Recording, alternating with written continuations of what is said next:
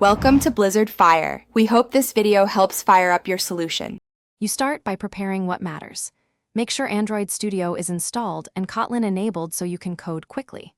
Once done, register for the Telegram API and copy your API ID and API hash into a safe note. These identify your app. Next, add core Gradle dependencies, Kotlin stdlib, retrofit or ktor, OKHTTP, and Kotlin serialization, so networking and JSON are ready. You do this now to avoid blocking later steps. At the end of setup, sync Gradle and verify no compilation errors. You now implement authentication and the API layer. First, build a network client using retrofit or ktor with an OKHTTP interceptor for logging and headers so requests are consistent. Then code the Telegram authorization flow, send phone number, receive code, handle optional two-factor password. Structure these as suspend functions to keep UI responsive.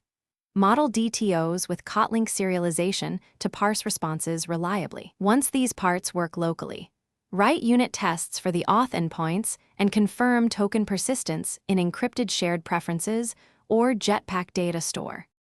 You finish by wiring UI to the API and finalizing persistence. Create the chat interface using Recycler View or Jetpack Compose, then connect it to live message streams and update the list reactively.